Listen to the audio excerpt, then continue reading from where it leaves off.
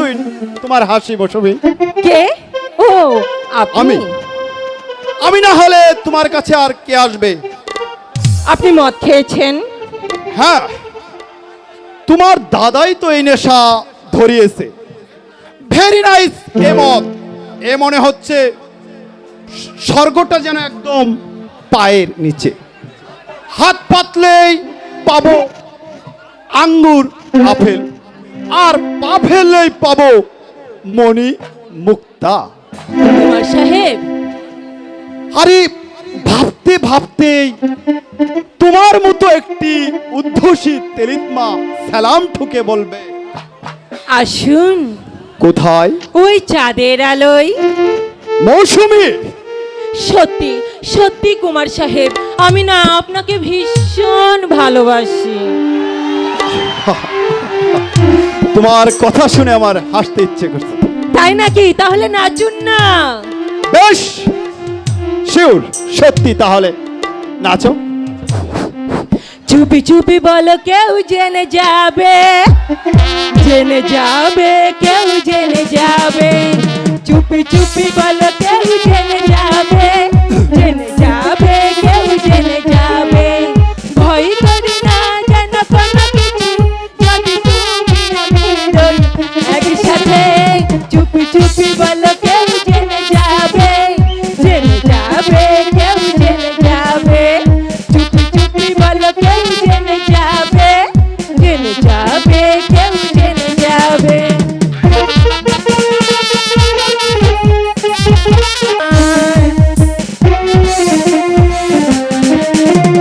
যে যাই বলুক, তুমি যে আমার প্রেম করেছি, ভয় কি গো তোমার? কেউ দেখবে যে দেখে, দেখবে সে, কেউ জানবে যে জানে, জানবে সে। আবার দেখা হবে কাল রাতে, যদি তুমি আমি রই একসাথে। চুপি চুপি বলো, কেউ জেনে যাবে, জেনে যাবে, কেউ জেনে যাবে। চুপি চুপি বলো, কেউ জেনে যাবে, জেনে যাবে, কেউ জেনে যাবে।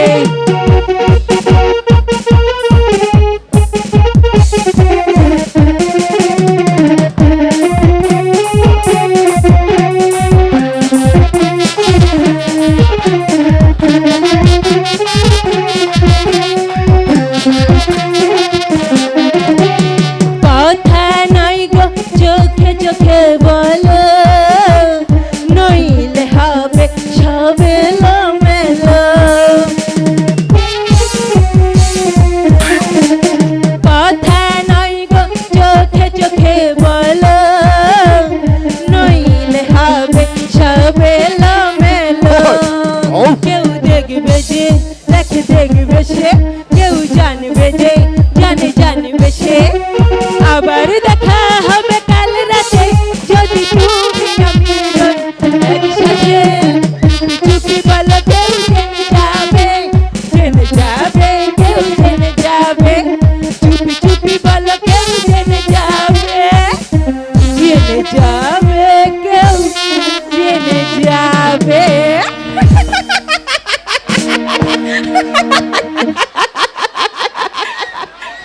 কুমার সাহেব, ওহ যত সব। ও আপনি, বলুন কি খবর? দিবাকর মারা গেছে। মিস্টার ঘোষাল, এই মাত্র খবর পাওয়া গেল। 1 বছর পর রাজকাউলটা বাড়ি ফিরছিল, একেবারে ট্রেনের তলায় পড়ে একদম ছাতু। তারপর? ট্রেন তখনও ভালোভাবে থামেনি, কাজেই দিবাকরের দেহটা একেবারে ফিনিশ। How change. 1 বছর পর জেল থেকে ফিরতে তার পকেট থেকে পাওয়া গেছে জেলারে সই করা একটি খাম। একথা রায়বাবু জানেন না। মিস্টার ঘোষাল, আমি চললাম। ইসমুনের আজ মৃত্যু ঘটেছে, এই খবরটি আমার বাবাকে আমি এখনই পৌঁছে দিচ্ছি। Okay miss Mousumi, good night. Good night, bye bye. রূপের খবর কি মৌসুমী? ভালো। তার মানে মন্দ। এখন কোথায়? ওই যে বারান্দায় বেহুশ আছে। আজ প্রথম দিনেই তাকে 2 বোতল হোয়াইট লেভেল খাইয়ে দিয়েছি। গুড, ভেরি গুড মৌসুমী, ভেরি গুড। কিন্তু দীপ, ওকেও ভোলাতে হবে। আচ্ছা স্কাউলটা একদম সবরীকে ভুলে গেছে। তোমার ডিউটি শুধু সবরীর কথা মনে করে দেওয়া। দিলাম, কিন্তু কিন্তু দীপ, ও যদি আমাকে আহ, ফুল শুধু ফুলই থাকবে, পথিক শুধু খুঁটে খুঁটে তুলবে, পিছনে ফিরে দেখবে। রাইট, গুড নাইট মৌসুমী, গুড নাইট।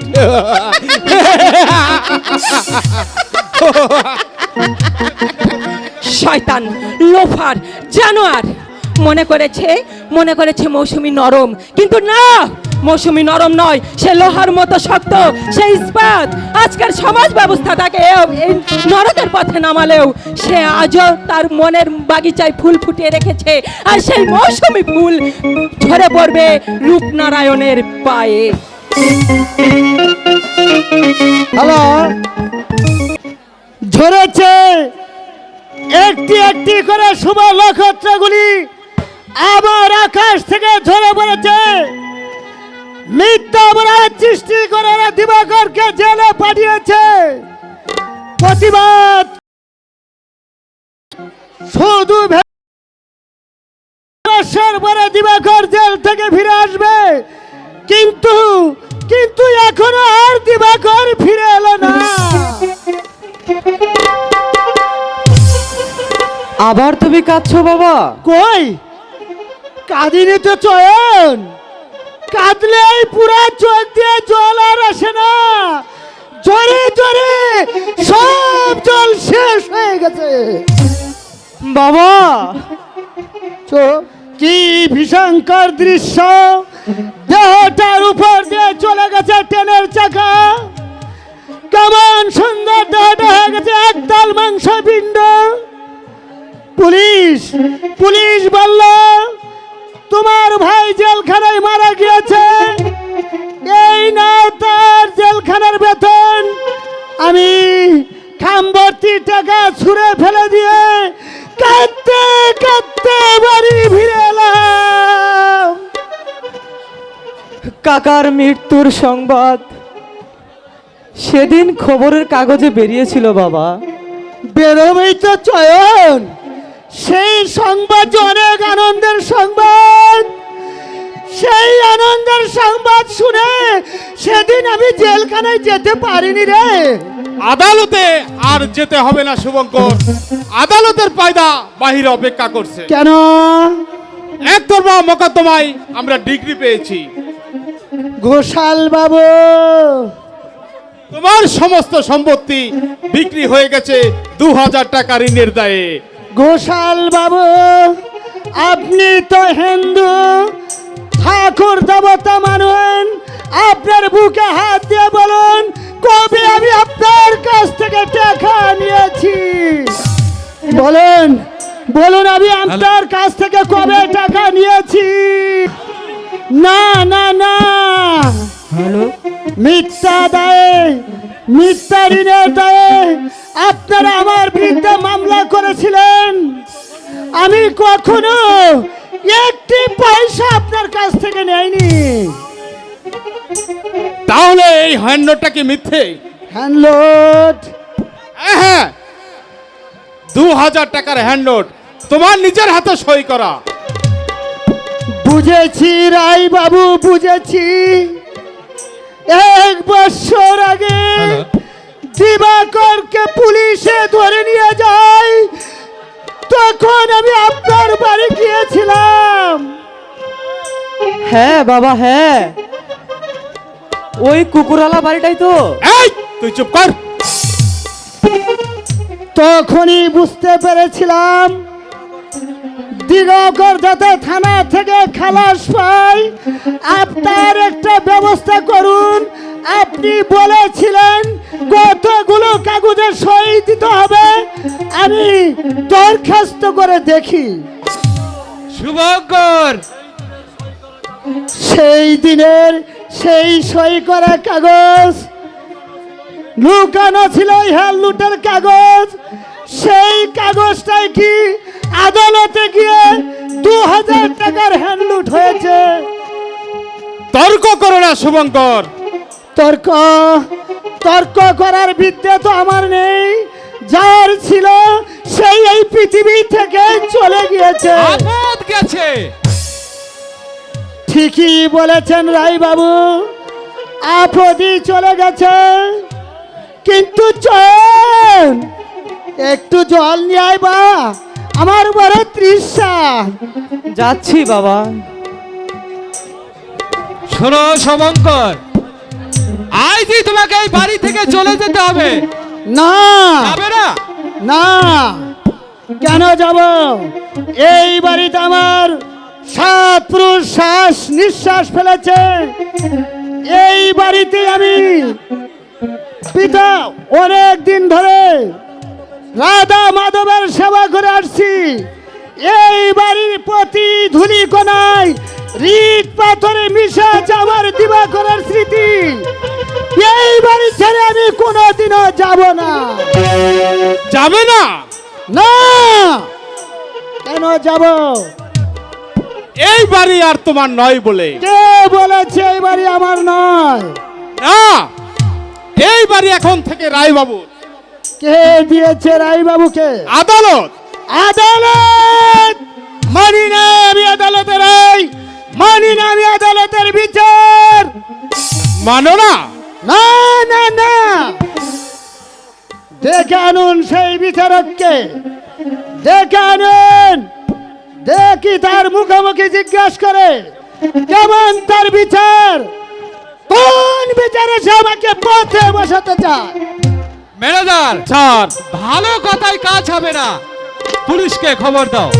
না এখনই ব্যবস্থা করছি। না না না রায় বাবু, পুলিশ থাক, আদালত বাদ দিন। শুধু শুধু আপনারা আমার মুখের দিকে চেয়ে আপনার আদালতে বিচারককে জিজ্ঞেস করুন এই কি বিচার নেই, এই বিচার কি বিচার, এই বিচার কি ঠিক। ভালো কথায় কাজ হবে না ম্যানেজার। দোহাই বাবু, আমি আপনার পায়ে পড়ছি, বাড়িটা আমার কেড়ে নেবেন না।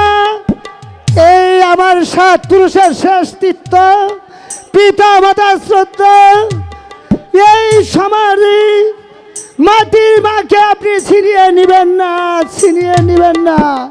এই এই এই বাড়িটা আমাকে ভিক্ষে দিন। ভিক্ষা দিব? চয়েন জল আমি এনেছি বাবা। দে দে বাবা। বাড়ি থেকে বেরিয়ে গিয়ে জল খা। এই,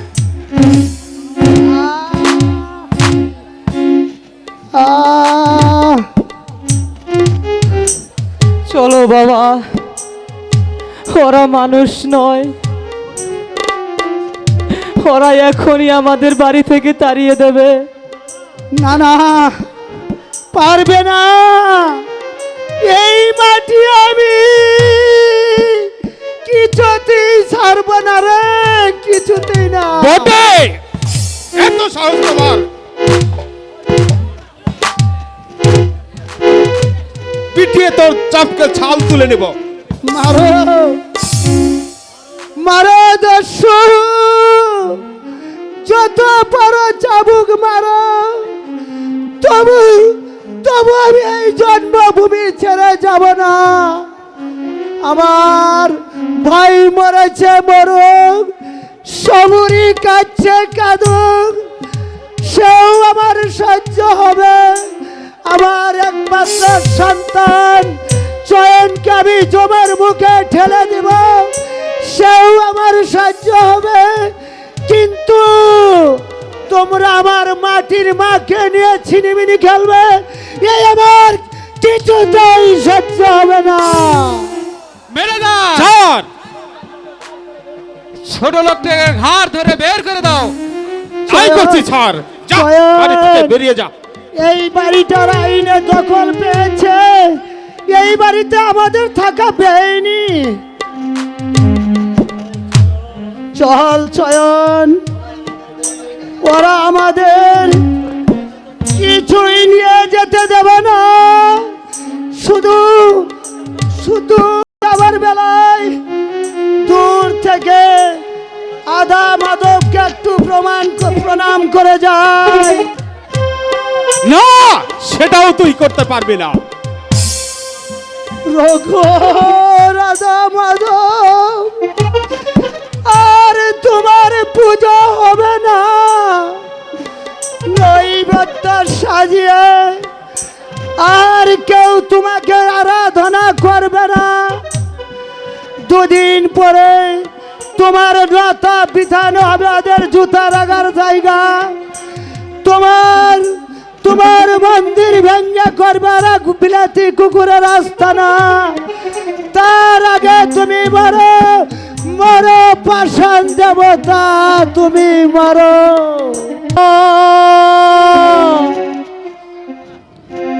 দুঃখী রে তুমি, ওরে চয়ে কেন এত দুঃখ দাও? হে দেবতা, দুঃখী রে তুমি, কেন এত দুঃখ দাও? চল চয়ে চল বাবা, ওরা মেরে ফেলবে।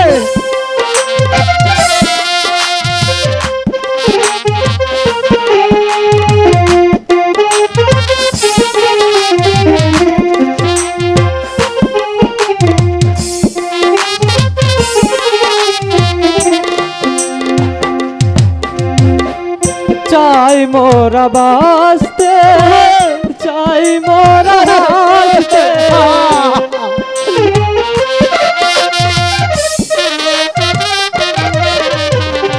চাই মোরা বাঁচতে, চাই মোরা হাসতে, কাঁধে দুটি অসহায় ফিরে তুমি চাও।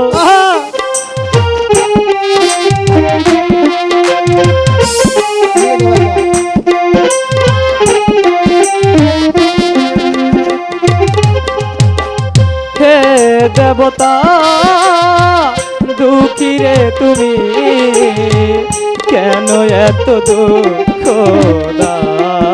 চল বাবা চল, ওরা মেরে ফেলবে না। চাই মোরা বাঁচতে, চাই মোরা হাসতে, কাঁধে দুটি অসহায় ফিরে তুমি চাও।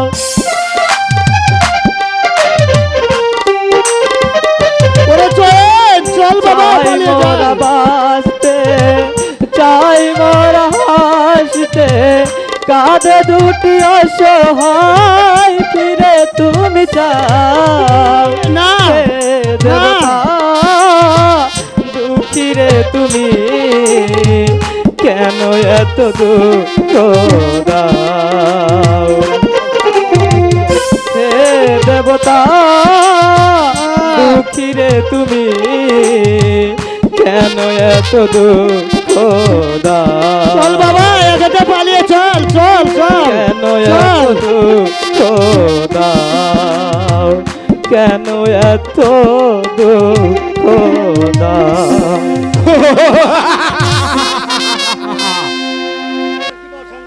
কন্ডাক্টর কিবা সংঘকে দেখা করবে।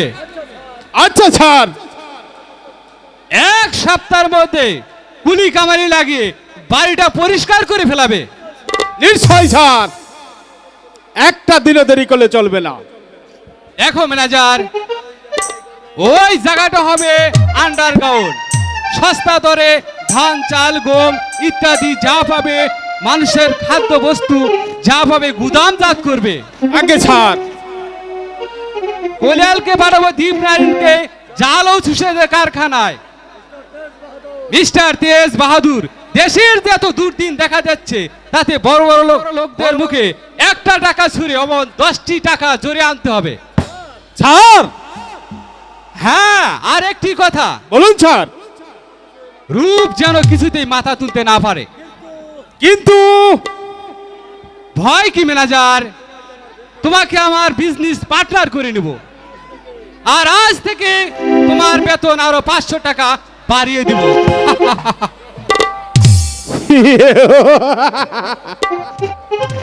রায় বাহাদুর ভুজঙ্গ নারায়ণ রায়, মাত্র 500 টাকা তুমি বেতন বাড়িয়ে দিলে।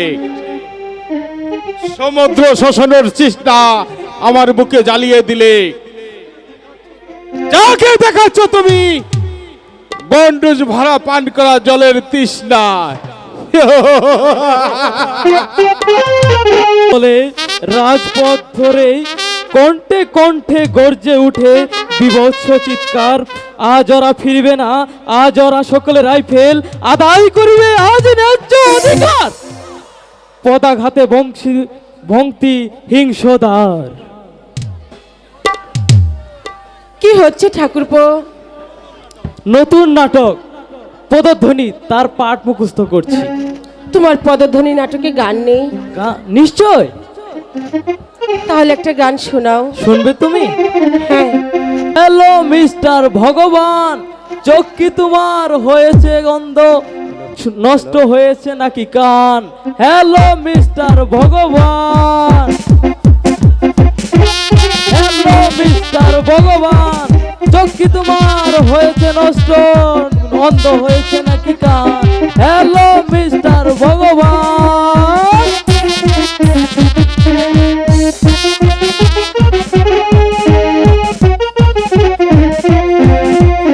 হ্যালো মিস্টার ভগবান, হ্যালো মিস্টার ভগবান, হ্যালো মিস্টার ভগবান।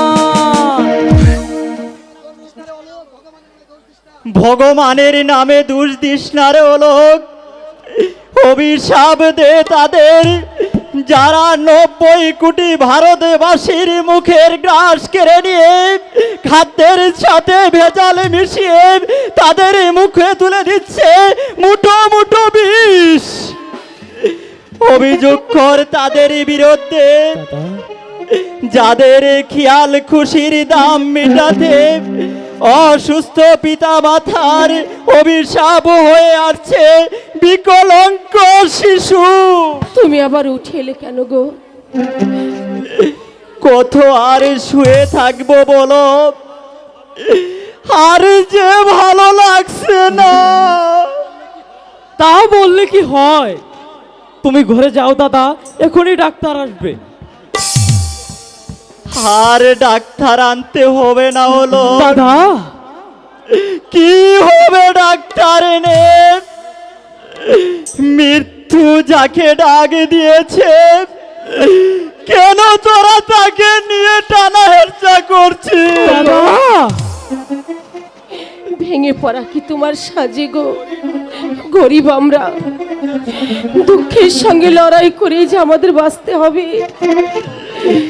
তাই তো আমি চেয়েছিলাম সবরি, চেয়েছিলাম সব দুর্দশাকে দূরে রেখে হাসি দিয়ে সংসারটা বাঁধবো, কিন্তু তুমি কিচ্ছু ভেবো না দাদা। হ্যাঁ হ্যাঁ, আমি কিছু ভাববো না। ওষুধ কিনবার টাকা কই, কোথায় পাবি বল?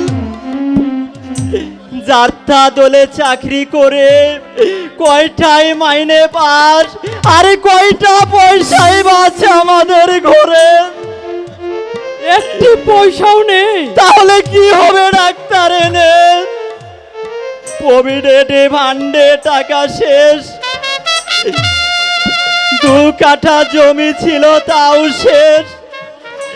এবার কি তোরা বাড়িটা নষ্ট করতে যাস? তোমার হলো এই ভিটা বাড়ির দাম কি বেশি দাদা? হেরে পাগল, হ্যাঁ দিবা করে মারা গেছে, হেরে পরেও শুভঙ্কর দা